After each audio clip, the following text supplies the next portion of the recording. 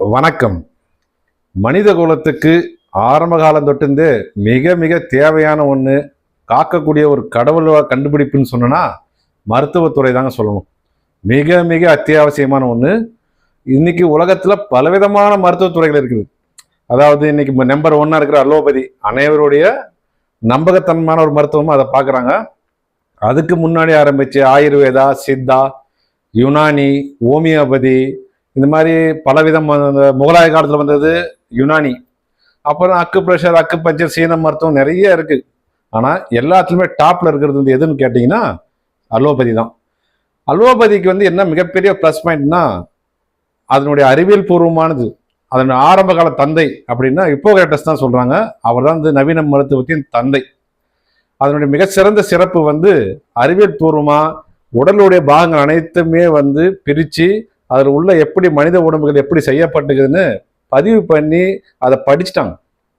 ஒவ்வொரு உறுப்பினுடைய இயக்கம் என்ன, கெமிக்கல் என்ன நடக்குது, உள்ள ஆர்கன்ஸ் ஒவ்வொன்றும் எப்படி எப்படி ஃபங்க்ஷன் ஆகுதுன்றத ரியாலிட்டியாக பார்த்துட்டு அதை படிச்சுட்டு மருத்துவம் பண்ணுறதுனால அதனுடைய வேல்யூ அதிகம். இதில் மிகப்பெரிய விஷயம் என்னன்னா லேப்ஸ் எல்லாமே ஒரு பிளட்டு, யூரின், மோஷன் எல்லாத்தையும் செக் பண்ணி ஒரு பாக்டீரியா, வைரஸா, இன்ஃபெக்ஷனா, இன்னும் என்னென்ன வச்சுன்னா ஆய்வக ரீதியாக கண்டுபிடிக்கிறாங்க. இப்போ கொரோனா காலத்தில் பார்த்தீங்கன்னா அது இன்ஃபெக்ட் ஆகிறது பாக்டீரியா, வைரஸா, அந்த வைரஸ் என்ன காரணம், அதுக்கு என்ன உருமாற்றம் அடைந்து வரைக்கும் கண்டுபிடிச்சிடுறாங்க. லேப் ஃபெசிலிட்டி எந்த மருத்துவம் இல்லாதது அலோபதிக்கு இருக்குது. ஒவ்வொரு மருத்துவத்தை சிறப்பும் பார்க்கலாம். முதல்ல அலோபதியை சொல்லிட்டு வரேன். அப்புறம் வந்து இந்த ரத்த வகைகள், அப்புறம் ரத்தத்தை வந்து செலுத்துறது, மற்ற மருத்துவத்தெல்லாம் பிளட்டெல்லாம் போய் யாரும் ஏற்ற முடியாது. அதே மாதிரி பிளட் டெஸ்ட்ன்றது மற்ற இதில் கிடையாது. ஒரு அர்ஜென்ட் ஆத்திரம்னா குளுக்கோஸ் ஏற்றுறதும் அலோபதி தான். இன்னொன்று வந்து எலும்பு முறிவுக்கெல்லாம் வந்து அந்த எக்ஸ்ரே தான். நம்ம நாட்டு வைத்தியரும் கூட அந்த எக்ஸ்ரே பார்த்து தான் செய்கிறாங்க. அதுக்கு அடுத்து ரொம்ப அல்டிமேட்னா அந்த ஸ்கேன் ரிப்போர்ட்டுங்க. அது ஸ்கேனில் வந்து கொஞ்சம் நஞ்சம் இல்லை. உடல் உறுப்பு உள்ள அப்படியே பார்க்குறாங்க டிவியில். அது எம்ஆர்ஐ ஸ்கேனு, சிடி ஸ்கேன் எல்லாம் வந்த பின்னாடி மிகப்பெரிய வளர்ச்சின்னு தான் சொல்லணும். இன்னைக்கு அனைவருடைய நம்பிக்கையும் அதனால அது பெற்று இருக்குது. ஒரே ஒரு விஷயம் அதில் டிராபேக்னா மருந்து. அதனுடைய மருந்துகள்லாம் வந்து சைடு எஃபெக்ட் கொடுக்க முடியாது. ஒன்றை குணப்படுத்தா இன்னொரு விஷயத்தை கிளப்பி விட்டுருது. அது வந்து முக்கியமாக ஆன்டிபயோட்டிக்கே அதிகமாக வந்து யாரும் இது பண்ணுறதில்ல. தேவைன்னா மட்டும்தான் மருத்துவரே கொடுக்குறாங்க.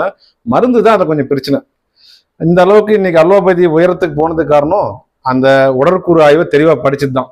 அது யார் அந்த கண்டுபிடிப்பு கொடுத்ததுன்னா வழக்கம் போல எல்லாத்துலேயுமே விஞ்ஞானத்துறையில் சிறப்பான பங்களிப்பு கொடுத்த லியோனார்டோ டாவின்சி தாங்க. அவர் தாங்க முதல்ல இந்த சுடுகாட்டிலேருந்து ஒரு பணத்தை எடுத்துகிட்டு வந்து அதை கிளீனாக பிரித்து பார்த்து அதை ஆராய்ச்சி பண்ணி மொத்தம் என்னென்ன இதயம் எப்படி இயங்குது ஒவ்வொரு விஷயத்தையும் வரைஞ்சி வச்சார். அதுக்காக அவர் கடும் தண்டனை பட்டார். அது வேற விஷயம். அவர் வந்து மந்திரவாதி நினைச்சு வீட்டு விட்டு துரத்திட்டாங்க, ஊரை விட்டு துரத்திட்டாங்க, மத துரோகின்னு சொல்லிட்டாங்க. இருந்தாலும் அவரது கண்டுபிடிப்பு நமக்கு மிகுந்த பலன் தருது. அதுக்கு முன்னாடி கேலன்றவர் சொன்னதுதான் கற்பனையில வந்து கோழி ஆடுகிற மாதிரி தான் நமக்கு இருக்கும் கற்பனை பண்ணி அவருடைய கூற்று தான் இருந்தது. இவர் தான் முதல்ல லியோனார்டோ தான் இதுக்கு ஒரு நல்ல முன்னோடி. அடுத்து பார்த்தீங்கன்னா சித்தா, நம்ம சித்தர்கள் கண்டுபிடிச்சதுங்க. 7வது அறிவு படைச்ச சித்தருங்க. முக்கியமா அகத்தியர் 4450 வியாதின்றது அப்பவே லிஸ்ட் போட்டு போய்க்கிறாரு.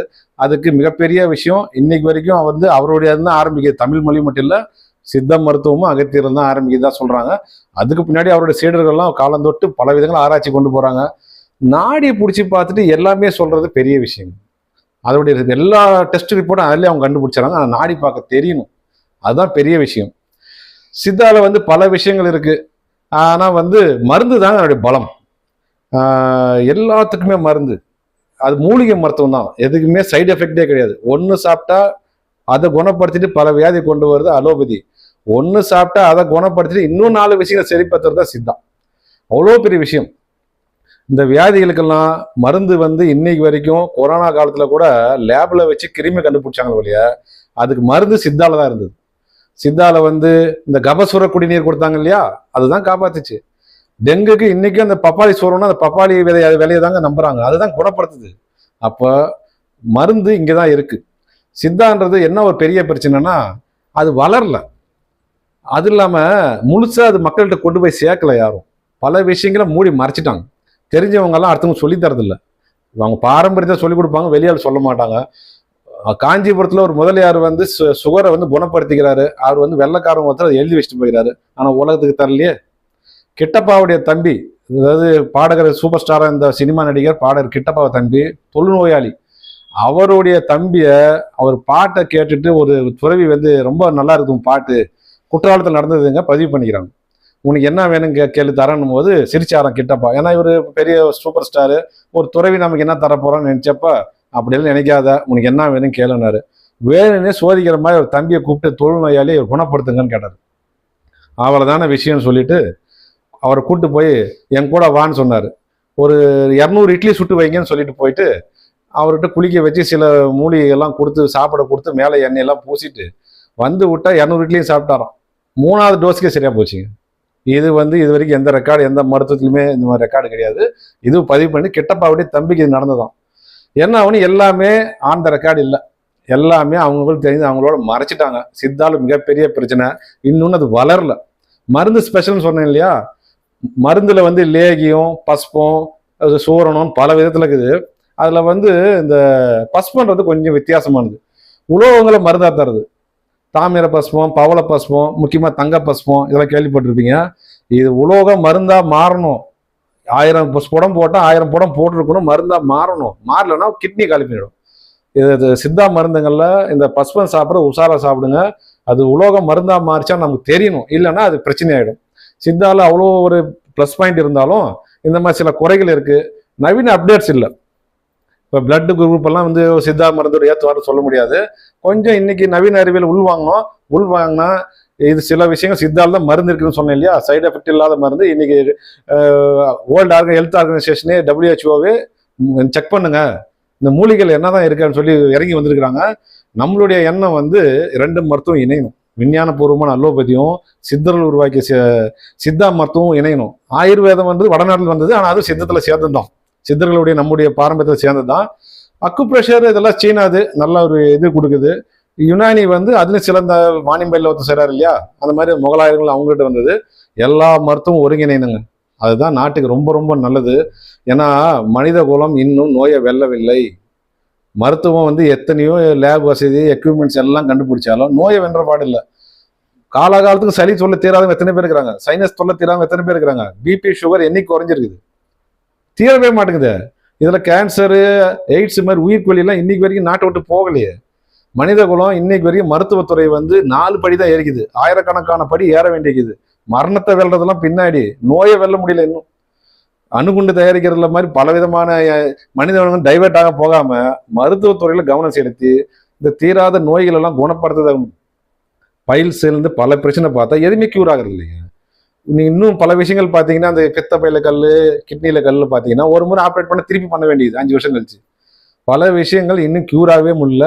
இன்னும் மருத்துவத்துறை போராடின்னு தான் இருக்குது.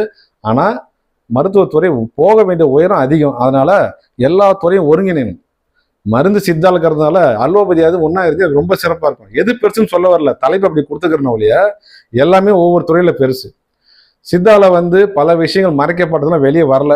இன்னும் நாடி பார்க்கவே பல பேர் தெரியல. இப்போ BHS MS படிக்கிறவங்க கூட நாடி வந்து பாரம்பரிய வைத்தியம் தான் பார்க்குறாங்க. நாடியை பார்த்த உடனே எங்க ஃபால்ட்டு என்ன ஃபால்ட்டுன்னு சொல்றாங்க. பழைய ஆட்கள் வந்து நோயாளி தூரத்தில் பார்க்கும்போதே கண்டுபிடிச்ச வைத்தியர்கள்லாங்கிறாங்களோ, இவனுக்கு என்ன பிரச்சனைன்னு பார்த்தோன்னே சொல்லிடுவாங்க. ஏன்னா அவங்க ஆறாவை பார்க்குறாங்களா எது பார்க்குறாங்கன்னு தெரியல. மனித குலம் மருத்துவத்துறை மூலம் காக்க வேண்டியது மரணமில்லா பெருவாழ்வுலாம் பின்னாடி. முதல்ல நோயை வெல்றதுக்கு இன்னும் பெரும் முயற்சிகள் தேவைப்படுது. ரொம்ப படபடமா இருக்கிறோம், ஹாஸ்பிட்டல் இருக்குது, டாக்டர் இருக்குது, எல்லாம் சொல்லிக்கிறோம் இல்லையா. இன்னைக்கு வரைக்கும் குணப்படுத்த முடியுன்ற லிஸ்ட் ரொம்ப கம்மி. சாதாரண வந்து போகக்கூடிய காய்ச்சல் தலைவலி மட்டும் தான் போத வழியா, தானா குணப்படுத்த முடியாத வழியா இன்னும் பல விஷயங்கள் இன்னும் குணப்படுத்த முடியவே இல்லையே. அதுக்கு வந்து இது ஒரு தீர்வு காணணும்னா அனைத்து மருத்துவம் ஒருங்கிணும். அது இல்லாம சித்தா மருத்துவத்துக்கு ரொம்ப கேவலமா நினைச்சிருந்தாங்க முன்ன. இப்ப இந்த சோசியல் மீடியா, டிவி எல்லாம் வந்து சொன்ன பின்னாடி பல பேருக்கு அது வேல்யூ தெரிஞ்சு இப்ப சித்தா மருத்துவம் எழுச்சி பெற்றது, நம்புறாங்க. மருந்து எல்லாம் வேலை செய்யுது, பல விஷயம் நேரடி அனுபவமே உண்டு. சித்தா மருத்துவம் எழுச்சி பெறுது. ஆனா வந்து விஞ்ஞானபூர்வம் மாறணும், அலோபதியோட கை கோக்கணும், மருத்துவத்துறை மனித குலத்தை காக்கணும், வேற ஒன்றும் இல்லைங்க. சரி, நன்றி, வணக்கம். பிடிச்சிருந்தா அந்த ஒளிதீபம் சேனலுக்கு சப்ஸ்கிரைப் பண்ணுங்க, லைக் பண்ணுங்க, ஷேர் பண்ணுங்க. நன்றி, வணக்கம்.